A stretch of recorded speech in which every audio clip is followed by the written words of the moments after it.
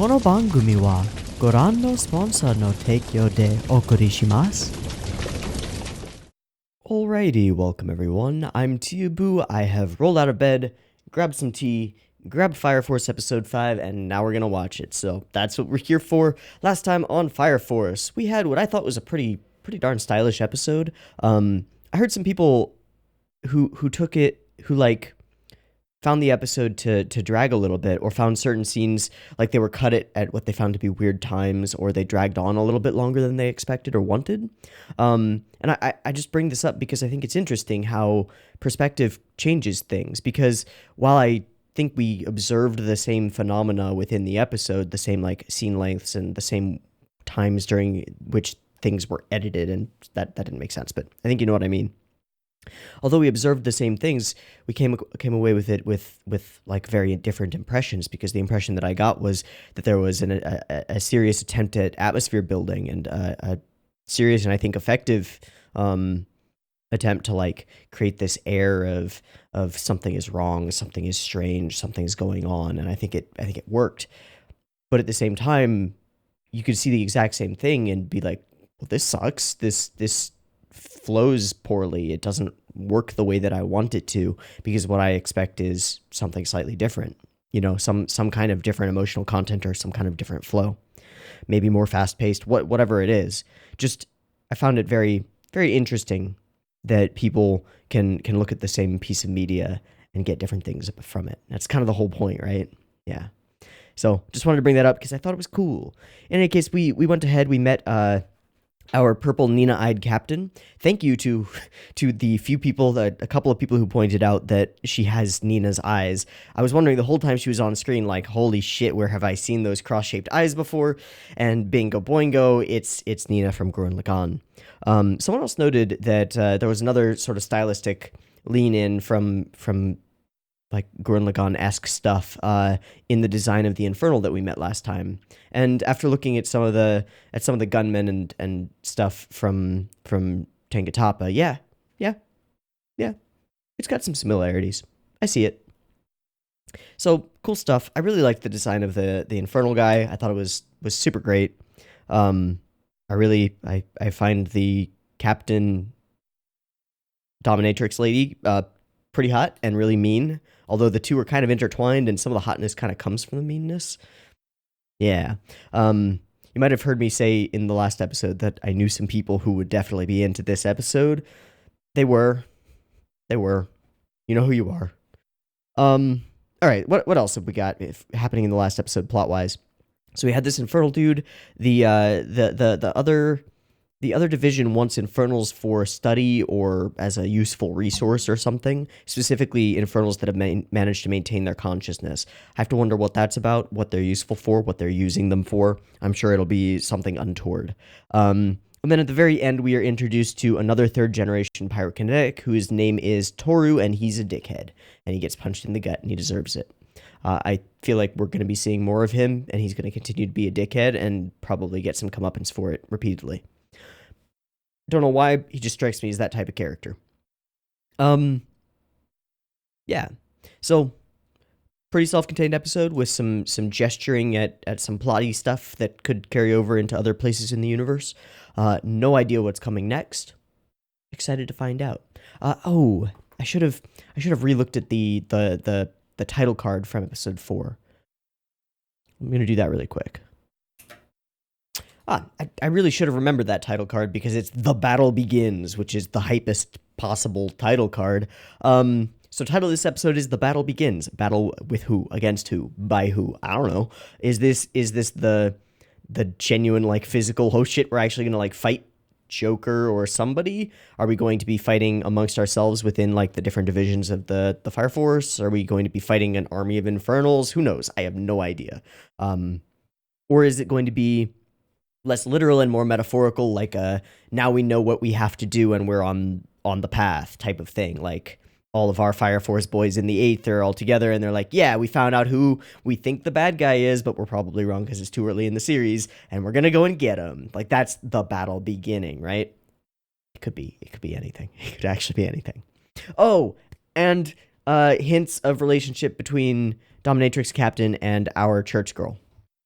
forgot about that. But I think that is probably important, considering how much of the ED is dedicated to Church Girl, and the hints that we got in the episode that weren't super subtle. They're pretty straightforward. I don't think we'll necessarily address it now, but it's there. We're waiting. We'll see. We'll see it when it happens. Okay, I think that's going to be about it from me. Yep.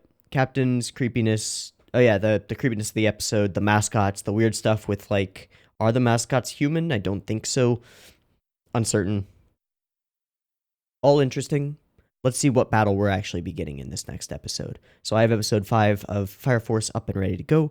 It is at 0 seconds. There will be 2 versions of this reaction video. You can find the picture-in-picture version with the video up there in the description. Timer-based version will be up on YouTube. It'll have any discussion I feel like doing at the end, and a beep timer at the beginning to sync up with your own version of Fire Force if that's the way you want to play it. And if you do, get it ready because it's coming right now.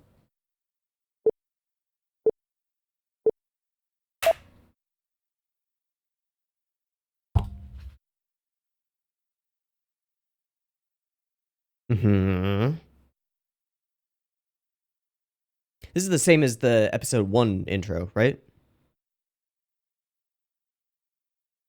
I want to say yes. So we're getting world building? Or we're just burning away the map? Okay. Oh. Well, maybe we'll get some of that backstory we were just talking about.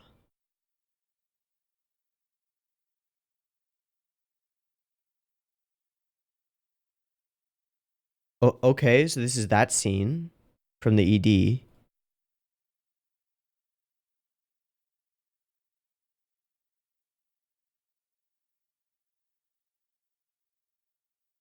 Some kind of purification ritual, I assume.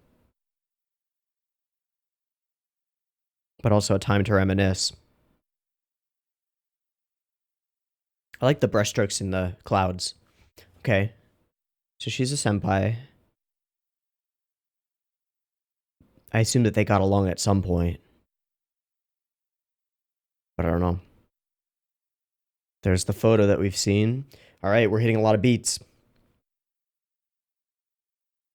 And this is rather similar in the sort of slow and atmospheric build-up. She puts her hand on her shoulder. Why? And we flash, but it's flames, okay? Hey! Yeah, I would probably stop and turn back as well. So she refers to her as older sister. Or thinks of her that way, or did.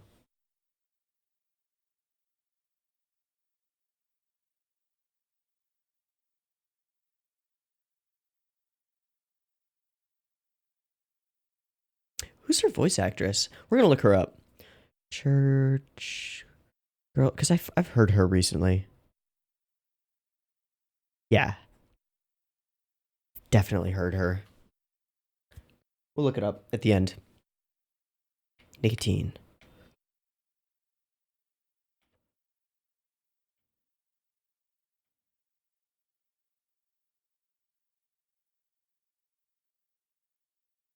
Nope.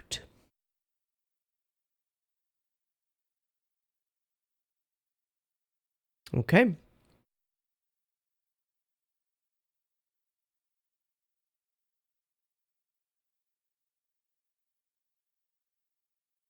Wonder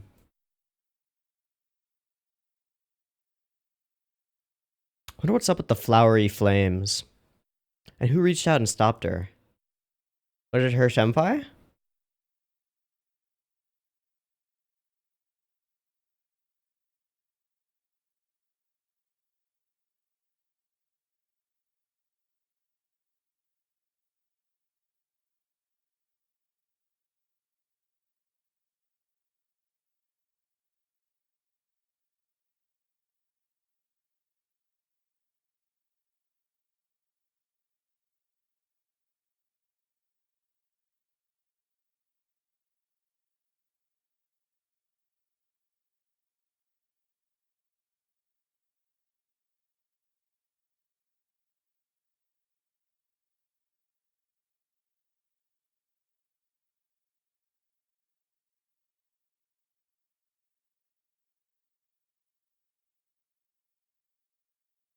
Whew.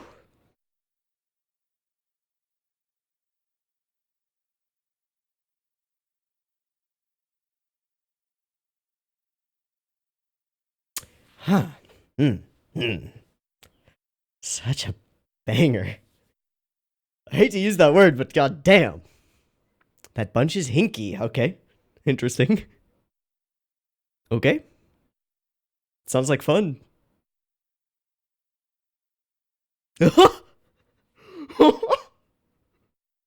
Muscle confusion.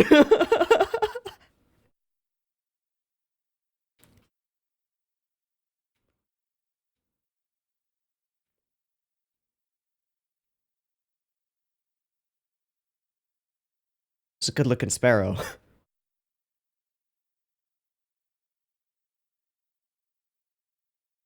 Yeah. Oh, hey, two good looking sparrows.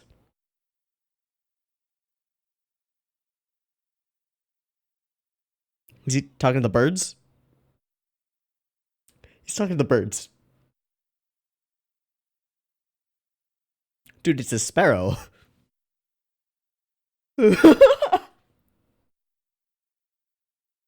True? The other 10, though. Gorilla Cyclops. Okay.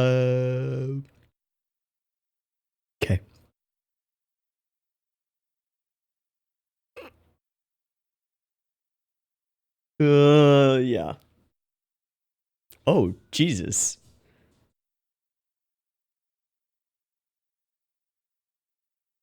Airsoft? BB?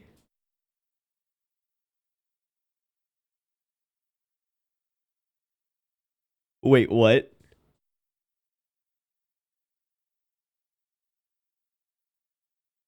So when the explosion occurs, he has control. Oh. Oh, oh, oh. Can I do the opposite?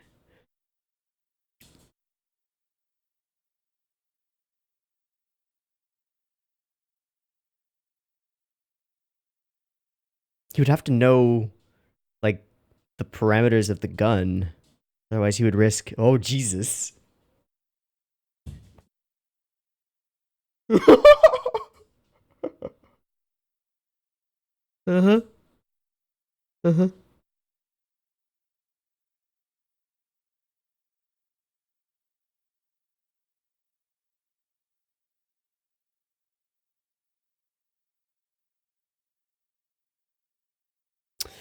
That is a good question.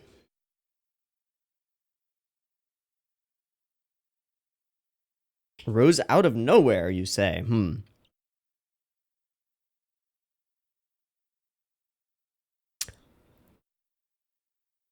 That lines up.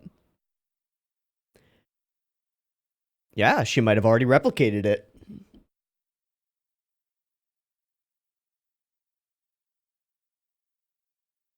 Cool.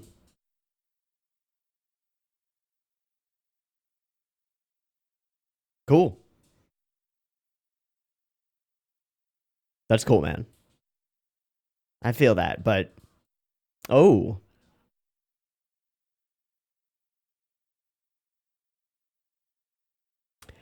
Oh.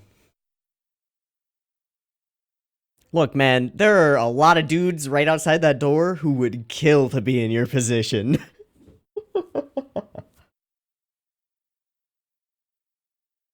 uh. Uh-huh.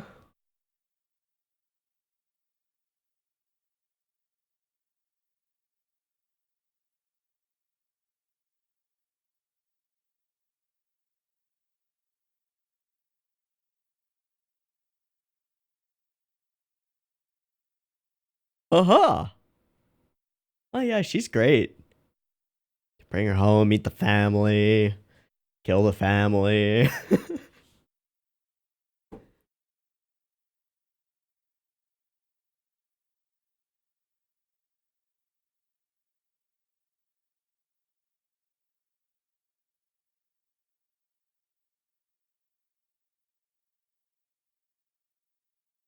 Hmm.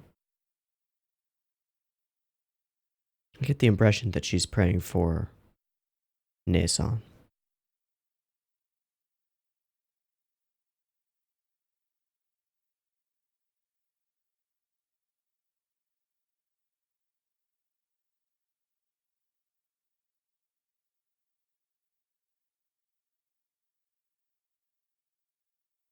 Echo of the past, hey?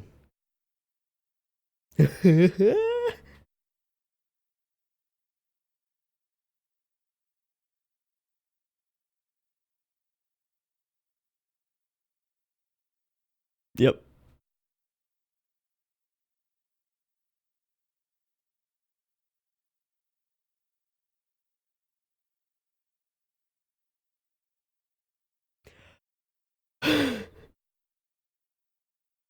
Who did you call a gorilla Saga? Huh? She gone? Went to go make contact on her own? Oh.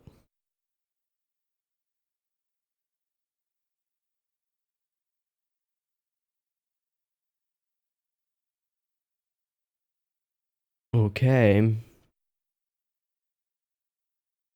Well, she saw her.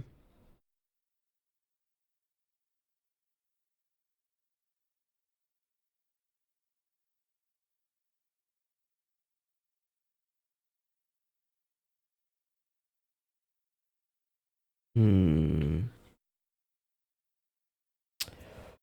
Whoa. Really?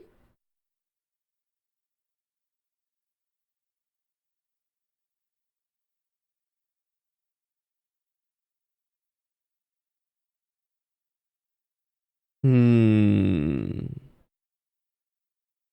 And the flowers on the walls, like the flame flowers that we see.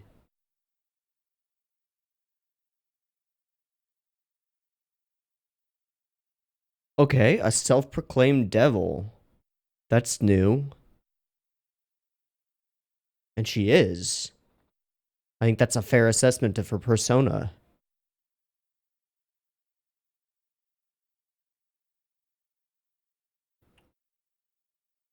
Shh. They might have gotten here faster than you expected. Ah, that's a flame-footed boy. Hi. Devil here to save my devils. Hey. Solid superhero name. Needs more underwear on the outside, though. Then you really got it.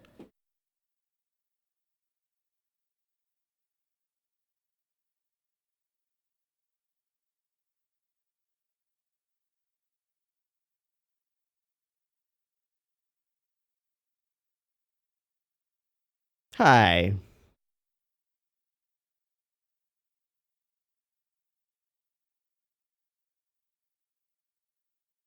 The shape was so perfect.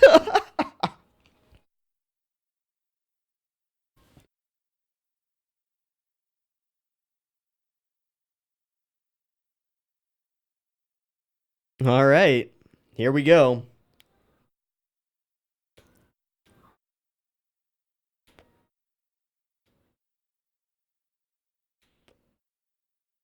Hi.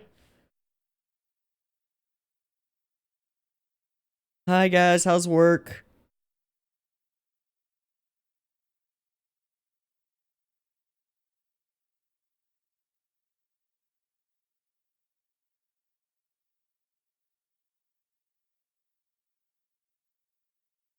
Whee! Bye. Okay. Yes, he will.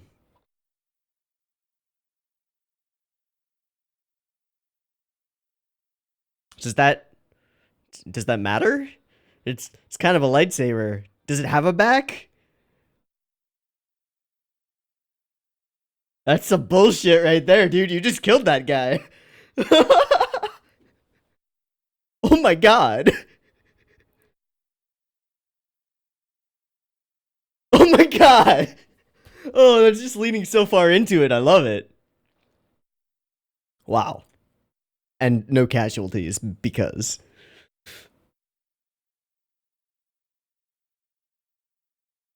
True? Or just wants to live out his fantasies of being John Wick.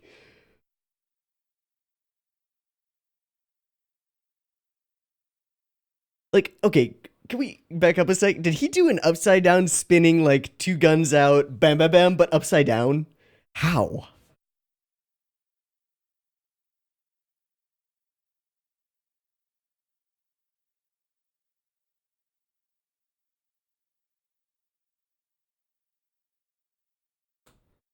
Uh-huh.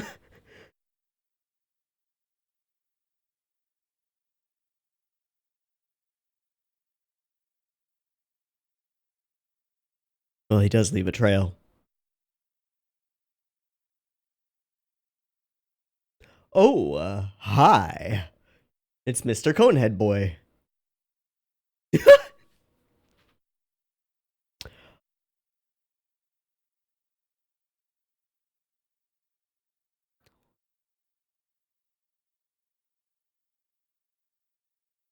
Weaponized. Oh. And now it becomes a fireman's helmet. Which makes perfect sense for a former fireman. Oh.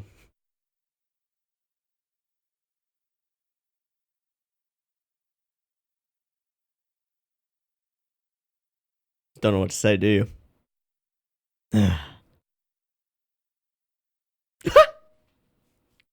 Oh, hey, it's this guy. Oh, you are about to get screwed, dude.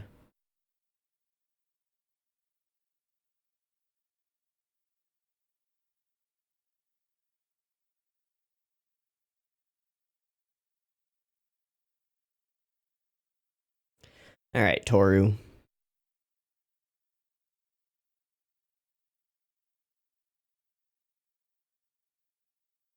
So you're Kiryu Shikage using Stray Cat along with Killer Queen to create. You've even got the names. Yeah. All right. I'm down for that.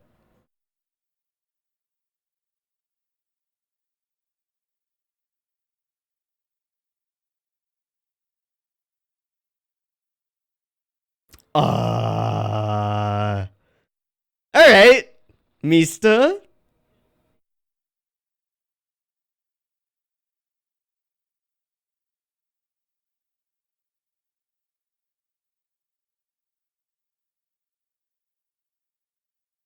Dude, that's busted.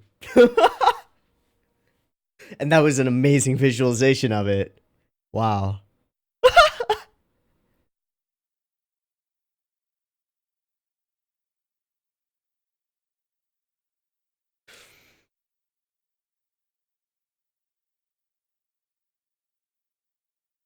The trio. A.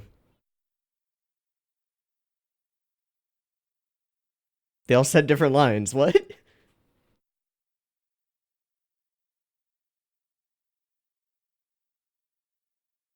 We'll see, man. You fortified it. That seems like a good idea.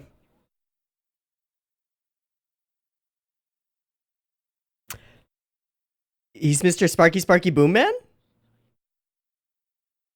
Is he Mr. Sparky Sparky Boom Man now? Drug. I wonder if that's the powder. Or just similar. Oh. Oh. Not Sparky Sparky Boom Man.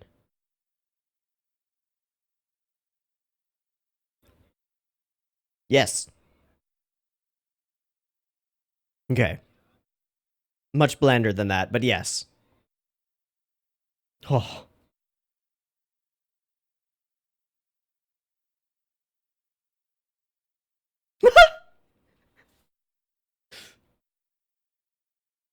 Yes. Yep.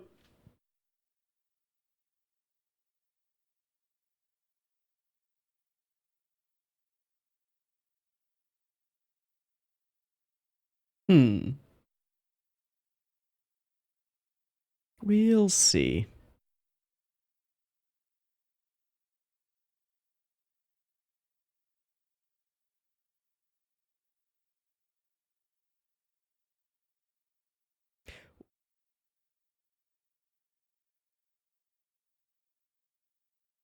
All right, we're gonna talk about that. 1915 princess says some shit. That's what I'm writing down.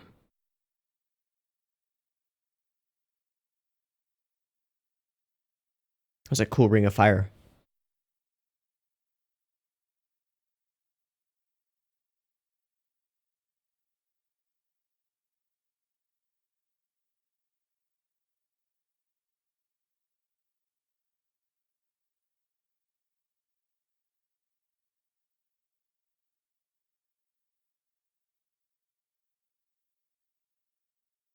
I get the feeling something is actually throwing Arthur off, though, and he's about to figure out what it is, and then fix it, and then kick your ass.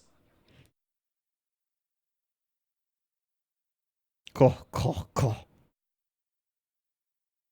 Oh, wow, and he gets a cone for his shadow as well. Actually, they all three of them do. Never mind.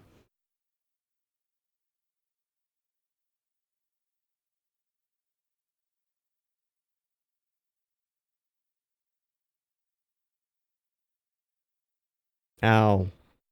Well, never mind.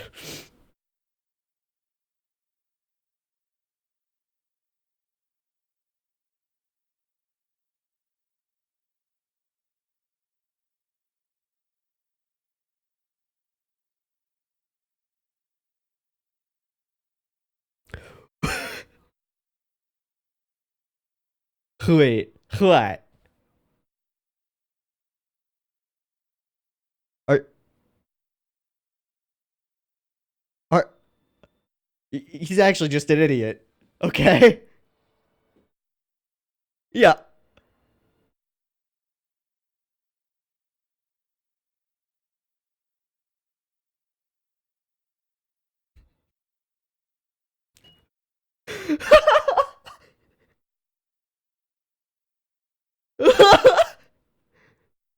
Yeah.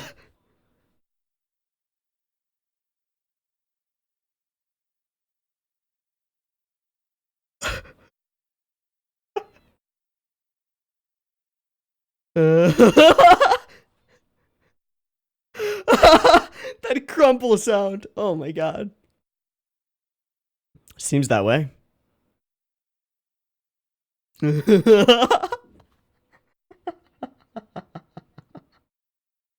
That's the first time we've humanized them at all. That's great.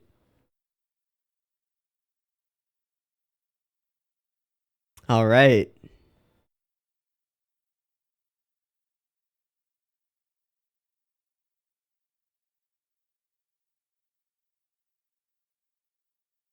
Okay.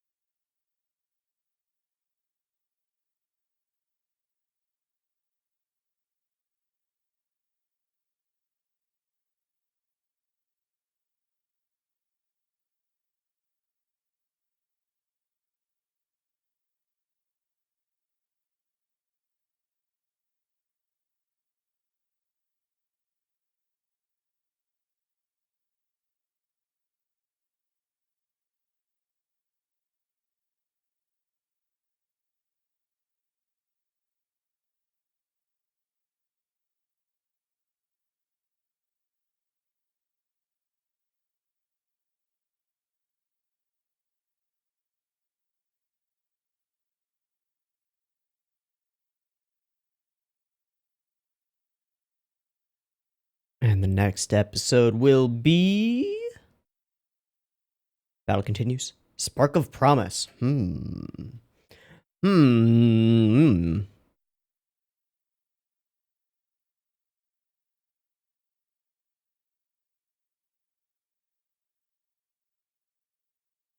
Could be a promise between the sister and the princess. Could be promise made by our main character to do something. Could be any number of things. Okay.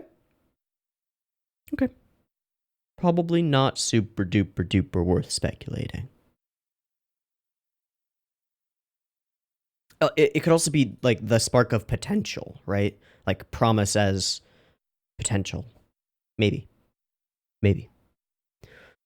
Okay, as far as stuff in episode, we get this intro thing again. Not sure why. Then we burn away the map. Not sure why.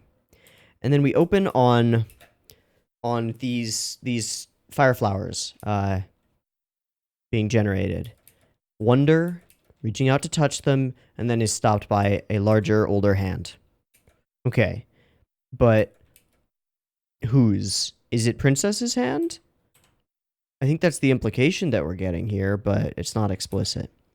Okay, and then we see her doing her bathing ritualistic thing.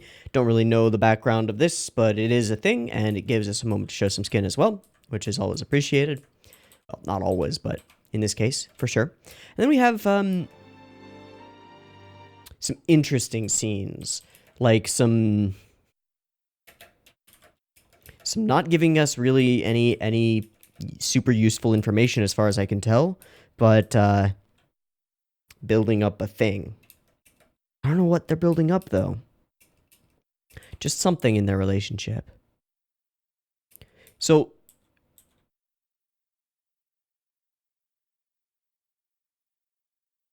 okay, so she puts her hand on her shoulder, smiles slightly, and then she's leaning in and she pushes her away.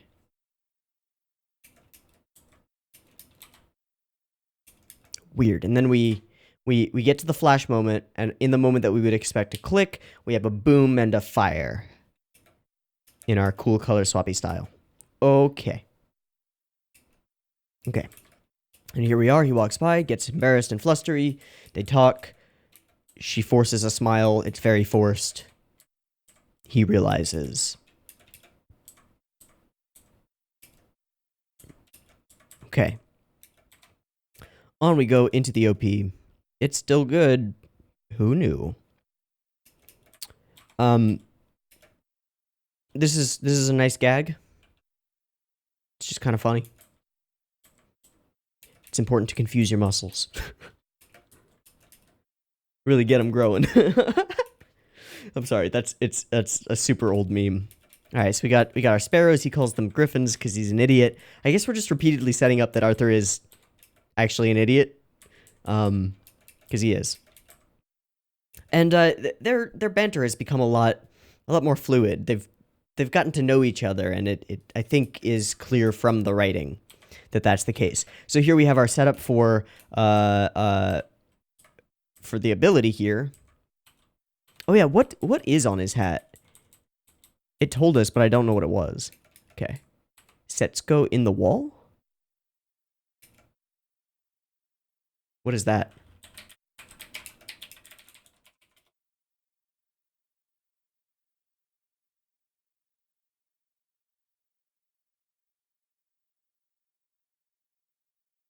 I have no idea.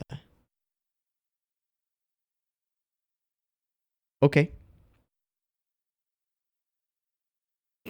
All right. Yeah, we get a really cool way of setting up his ability, which we then expand on greatly when we get to the fight scenes.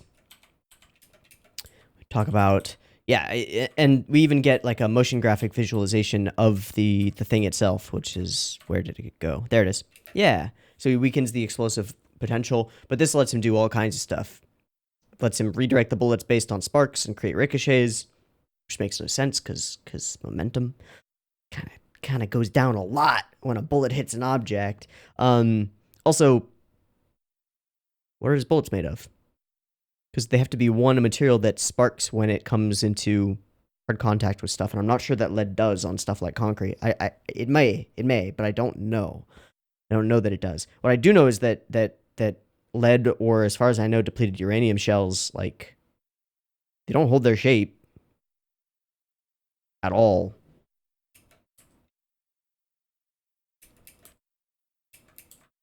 But it doesn't really matter. It's super duper nitpicky, and frankly, the power is cool enough that I do not care. So she is having fun torturifying this infernal guy. Really, really going far. To the point we get her most gung-ho subordinates quivering. And this visual is great.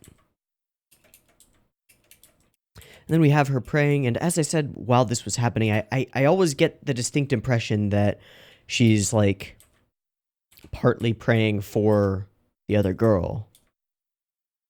But I don't know.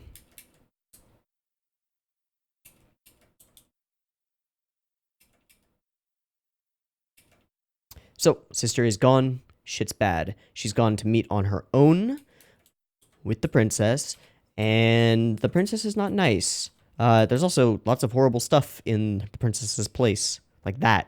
Ugh. Once a fool, always a fool. So we've got this situation where one of them has rejected the religious side of things and gone, like, gung-ho into the pragmatic with no moral compass, right? And the other one has held on to the faith or whatever that is, despite it being kind of hollow. I get the impression that the faith as it is being portrayed is going to be hollow. But has managed to maintain her own kind of strength through doing that. So that's pretty cool.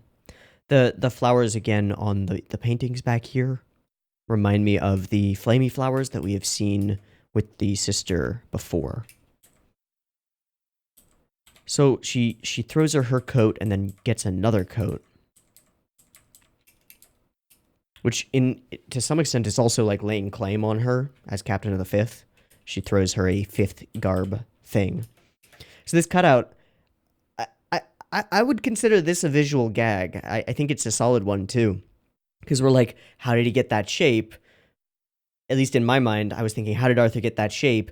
When this falls down, it's going to be revealed that Arthur's only like half as tall as this building, and so I'm going to have a problem with this, because how did he get up to the top of that? But then it does burst down, and it's actually the exact shape that they need to make it through with their vehicle.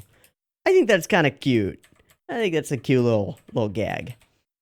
Badass walking up moment. Hell yeah. Badass Shinra fire stuff. People underestimating Shinra. Great. So yeah, he is very distinctly using his left hand.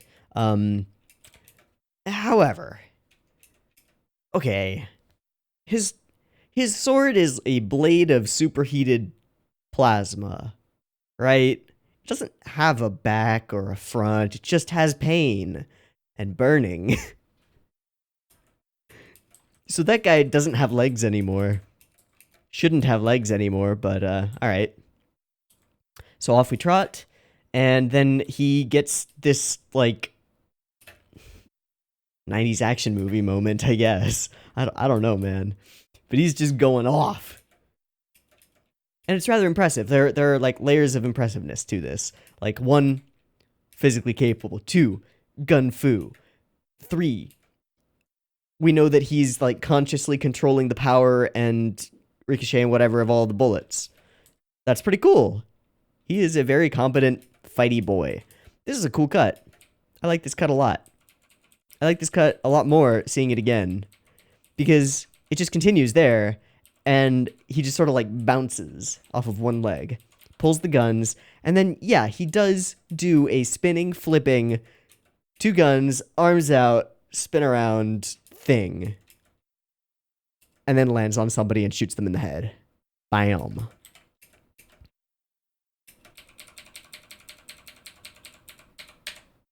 Oh. They animated the whole thing and the casing flying out. Look at that. Okay, that didn't need any of that. That just needed a flash, right?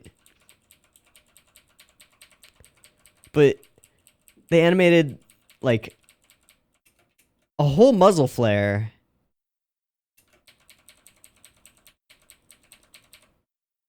The stream of fire, the pop of it, and the casing popping out.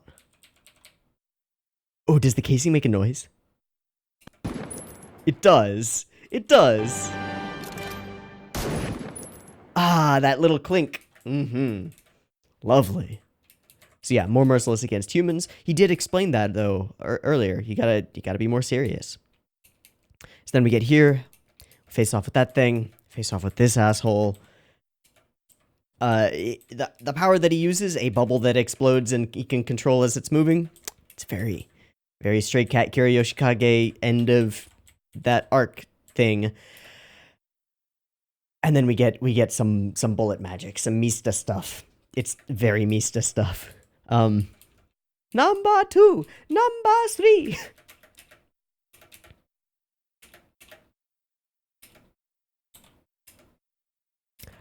I gotta say, the visuals for it really sell the whole idea. And this moment where we get all of the bullets, just sort of like this moment of, oh shit, I'm fucked. Yes, yes you are, and I'm glad to watch. And we get a Shiroe glasses push for it too.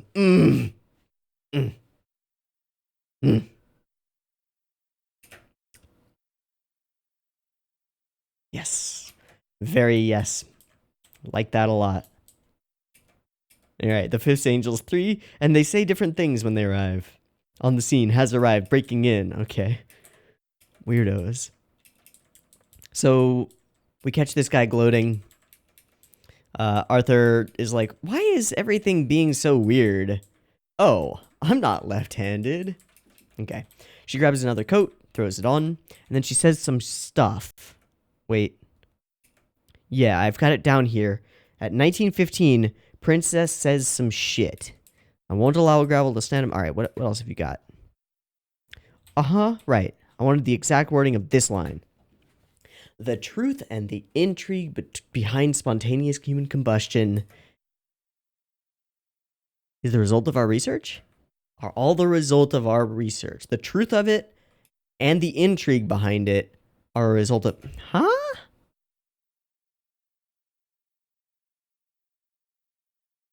Alright, so she knows something that she's not telling us. That's all we really need to know right now. Okay, cool. Yeah, I feel really stupid that I didn't think that the fireman turned infernal would have a character design that was fireman helmet-esque. With the thing in the front of the helmet, that's the thing that he gets, and it only becomes super clear, or to me, because I'm stupid, once they emblazon it with the 5. Oh. Yeah. Pretty great character design. All in all. So, yeah, he doesn't figure out the problem, gets bibbity-bopped, some cool fire stuff, figures out the problem. Oh, wait. I should just be using the other hand. And then we get a really cool running cut. Zoom zoom. And then we get a really cool slashing cut.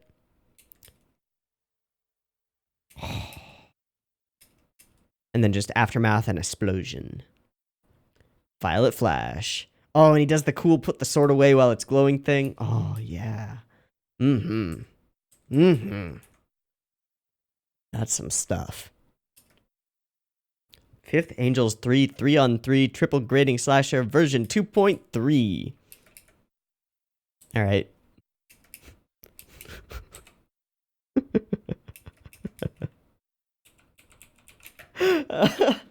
Nice. Alright, and so we're like, yep, there are more than 3 of them. That's all of them. And this is the first time we've humanized them, which I already mentioned. But, showing any emotion besides obedience and desire to follow out the orders that you have been given is a little bit human, and that's what we get here. So, nice. Good. So, we have him arrive. It's inside there. Okay, buddy. And then we have our ED. I don't have any, like, super new interpretations of the ED. I do wonder what caused the flames and stuff to go down here. I don't know. I'll find a way to show you love however cold you may be.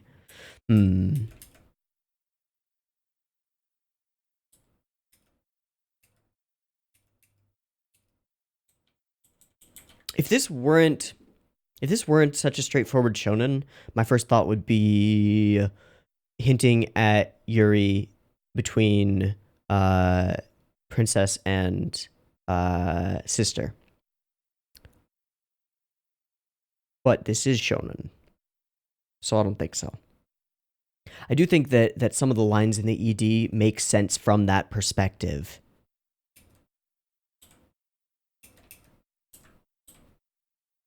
I'm not sure. The ideals that you dream of, I'll find a way to show you love however cold you may be. That one in particular is like, right on the money.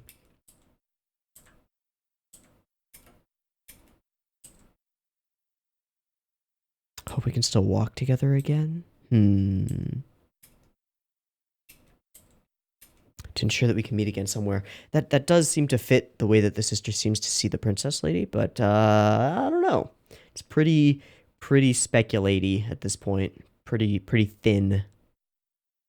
And if you know me, I don't like to go too far into the speculating on thin stuff because you just end up getting disappointed.